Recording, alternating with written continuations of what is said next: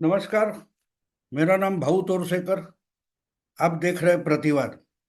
दोस्तों, ये मेरा हिंदी यूट्यूब चैनल है। प्रतिपक्ष है मेरा मराठी यूट्यूब चैनल है।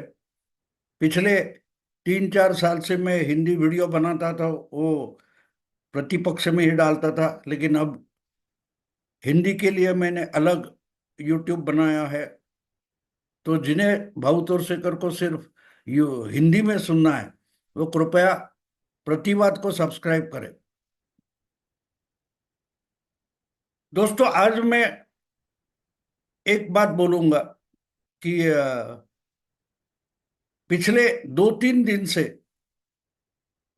मेरा हवाला देकर कुछ बाकी सारे यूट्यूबर्स ने संजय राउत की जो पिटाई कुटाई वगैरह हो गई, ऐसे वीडियो बनाए। उसमें हवाला मेरा दिया है, लेकिन मैंने जो वीडियो बनाया था आपने देखा होगा। उसमें मैंने कहीं भी, मैं आई विटनेस हूं, इस ढंग से बताया नहीं था। मेरे पास जो खबर आई वो सच है या नहीं मुझे पता नहीं, ये भी बताया था। लेकिन मानो कि भाऊ तोरसेकर उस घटना का आई विटनेस है, इस तरीके से बाकी लोगों ने मेरा हवाला देकर जो वीडियो बनाए, तो मुझे वो सारे वीडियो देखकर हंसी भी आ रही थी। क्योंकि उन्होंने समझने की भी कोशिश नहीं की कि भाऊ तोरसेकर कहना क्या चाहता। आखिर एक बात होती है दोस्तों, कि भाषा जो होती है, हम किसी को समझाना चाहते हैं, उसके लिए एक साधन है भाषा। लेकिन जो कुछ मैं समझाना चाहता हूं, वो अगर आप समझना ही नहीं चाहते, तो मेरे कहने का कोई मतलब नहीं रहता। मुझे याद है 5 साल पहले की बात है।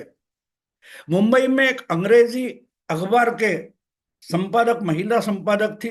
उन्होंने मुझे बुलाया था कि उनका जो संपादक मंडल है, उनका जो स्टाफ है, उसके साथ गपशप करने के लिए बुलाया था। क्योंकि 2014 और 2019 में मैंने जो मराठी में लोकसभा चुनाव के बारे में किताबें लिखी थी, मेरा एक ओपिनियन पोल जैसा मेरा खुद का किताब मैंने लिखा था कि मोदी जी 2014 में मेजॉरिटी ला सकते हैं, अकेले पार्टी की मेजॉरिटी ला सकते हैं, प्रधानमंत्री बन सकते हैं। ये मैंने प्रेडिक्ट किया था 2014 में, और उस पर किताब लिखी थी।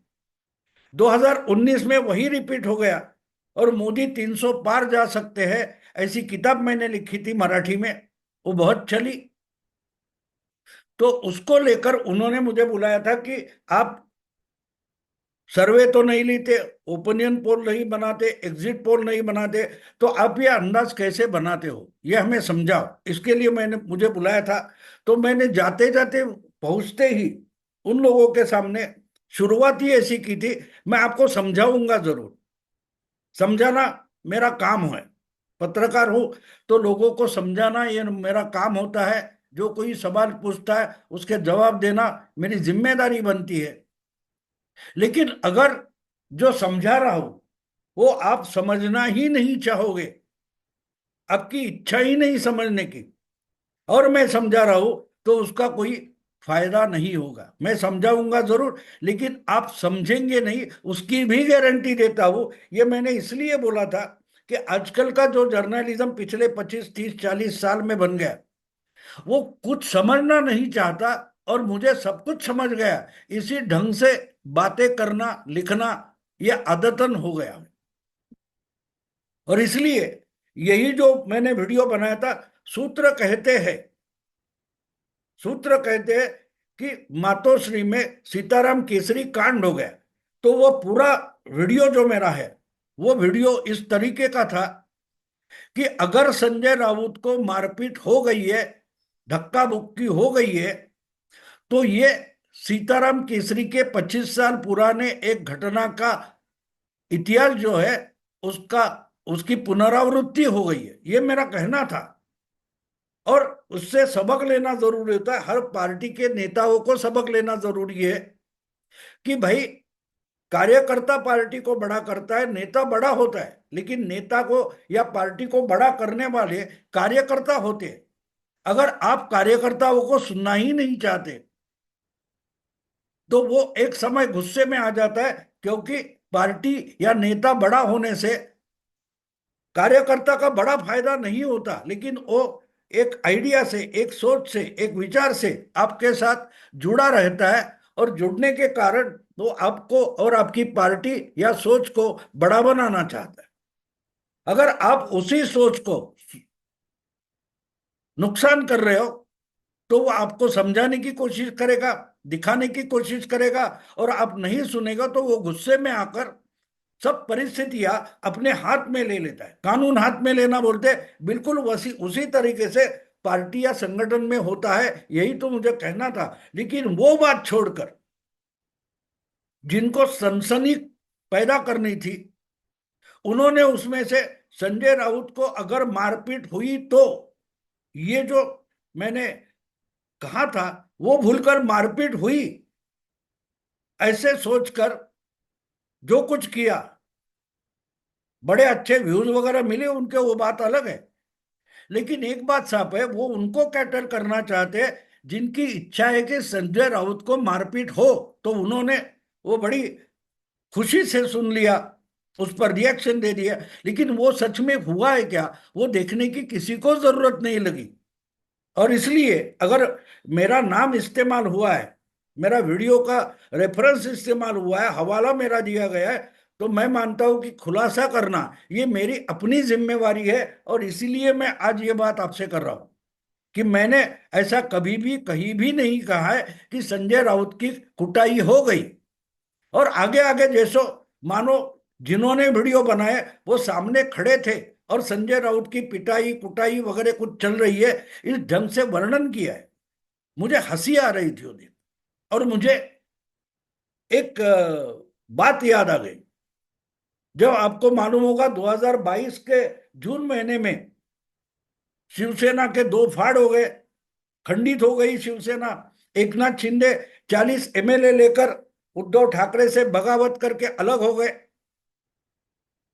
तो वो मामला चुनाव आयोग के पास चला गया, सुप्रीम कोर्ट में चला गया, विधानसभा के अध्यक्ष के पास चला गया कि असली शिवसेना किसकी है, एकनाथ शिंदे की है या उद्धव ठाकरे की है।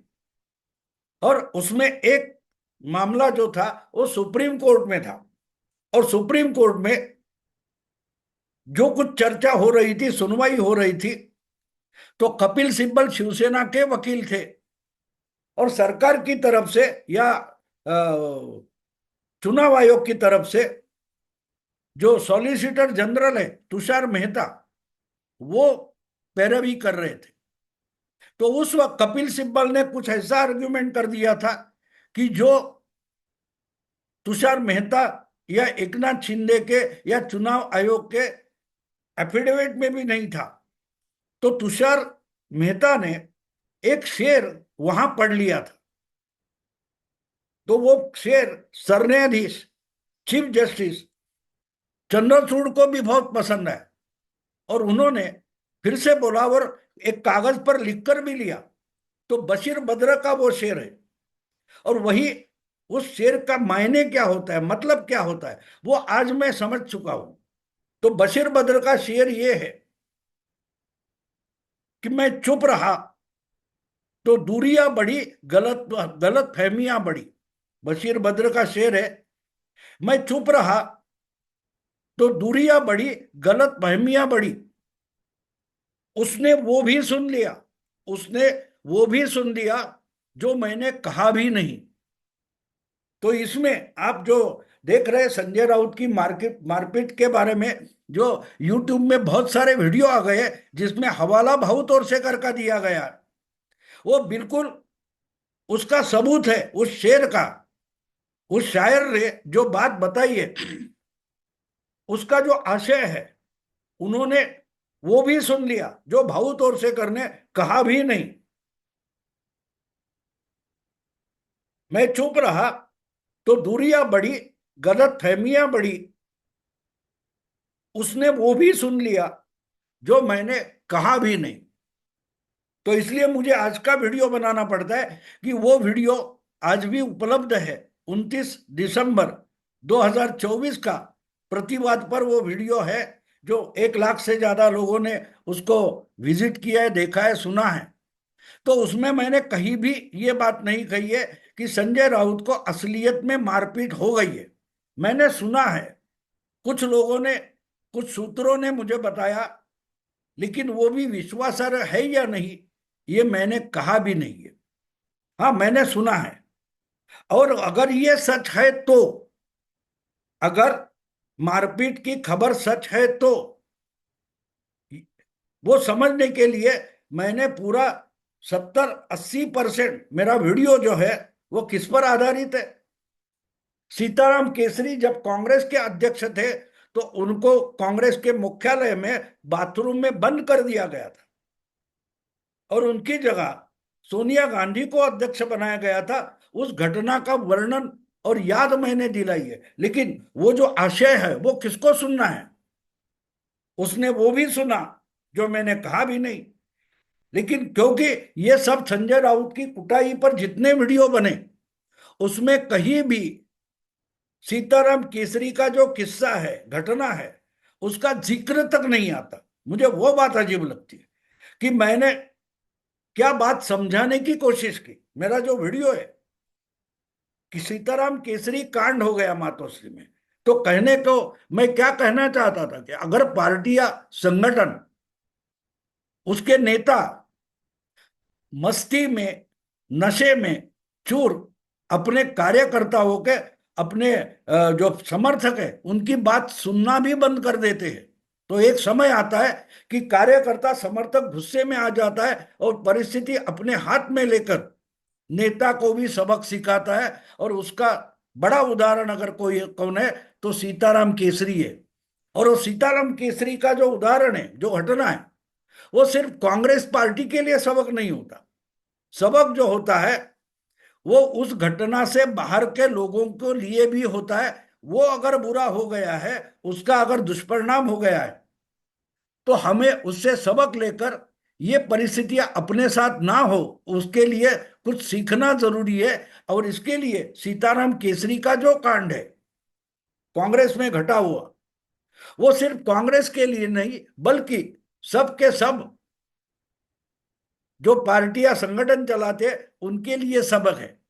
और शिवसेना को भी, उबाठा शिवसेना को भी वो सबक सीखना चाहिए। वही तो मैं कह रहा था, क्योंकि मुझे मालूम है, एक बात साफ है कि जिस ढंग से संजय राउत हर रोज बकैती करते हैं, बड़बोलापन करते हैं, उससे शिवसेना का बहुत भारी नुकसान हो गया है। वो तो शिंदे गुट के बहुत सारे नेता बोलते, उबाठा शिवसेना के भी बहुत सारे लोग मेरे दोस्त है, मेरे परिचित है, मुझे भी वो बोलते कि यार क्या बोल गए, इसने तो सत्यानाश कर दिया पार्टी का, पार्टी तो टूट गई है, नाम, चुनाव चिन्ह भी चला गया। लेकिन फिर भी ये रुकता नहीं और संजय, उद्धव ठाकरे इनको रोकते नहीं। इसके बारे में उबाटा शिवसेना में भी बहुत सारे लोग नाराज है। तो मैं समझाना वो चाहता था कि अगर पार्टी बचानी है तो ऐसी गलतियां नहीं होनी चाहिए जो सीताराम केसरी के बारे में हो रही थी। तो वो सब छोड़कर जिन्होंने हिंदी में यूट्यूबर्स ने वीडियो बनाए, उन्होंने सीताराम केसरी का जिक्र तक नहीं किया, ना कि उसकी ये इतिहास की पुनरावृत्ति है उसका कोई जिक्र किया। यानी जो मैं कहना चाहता था वो तो उन्होंने सुना ही नहीं, वो तो सुना ही नहीं। उनको जो सुनना था, वो जो शेर है बशीर बद्र का, उसने वो भी सुना जो मैंने कहा भी नहीं। लेकिन जो मुझे कहना था वो तो उन्होंने सुना नहीं। और इसलिए शायरी बड़ी क्यों मानी जाती है? शायरी क्यों भविष्यवाणी जैसी होती है, दैवी साक्षात्कार जैसी होती है कि वो हमें समझाना चाहती है। वो जो शिवसेना के केस सुप्रीम कोर्ट में चल रहा था, सुनवाई चल रही थी, तो उस वक्त ये शर मैंने भी सुना था। तुषार मेहता ने कहा, वो दोबारा दोबारा उनको चीफ जस्टिस ने बोलने को कहा था, मैंने भी सुना था, मुझे भी पसंद आया था। लेकिन उसका जो आशय है वो मुझे आज समझ में आ रहा है। आज समझ में आ रहा है कि उसने वो भी सुन लिया जो मैंने कहा तक नहीं। ये मेरे बारे में ही हुआ है, तो मैं मानता हूं कि इसका खुलासा मुझे करना जरूरी होता है कि भैया मैंने ऐसा कुछ कहा नहीं है, कि मेरे हवाले से संजय राउत की कंबल कुटाई वगैरह पिटाई क्या क्या शब्दों का इस्तेमाल हिंदी वीडियो में बहुत सारे लोगों ने किया है। मैं उन सबको बोलता हूं कि भैया फिर जाकर मेरा जो ओरिजिनल वीडियो है 29 जनवरी 29 दिसंबर 2024 का, वो फिर से सुने। उसमें मैंने कहीं भी नहीं कहा है कि हाँ, कि खात्री पूर्वक पक्का संजय राउत को मारपीट हुई है, ऐसा मैंने कहीं भी नहीं कहा। तो ऐसे में अफवाहें खड़ी हो जाती है, अफवाहें फैलती है, और हमारी कमनसीबी ये है, हमारा दुर्भाग्य है कि आजकल जर्नलिज्म इसी ढंग से चलता है। तो दोस्तों ये खुलासा जरूरी था इसलिए किया। अगर ये आपको पसंद आया तो लाइक कीजिए, शेयर कीजिए, और प्रतिवाद को सब्सक्राइब कीजिए। उसके साथ जो घंटी का सिंबल होता है उसके उस पर भी क्लिक कीजिए। नमस्कार।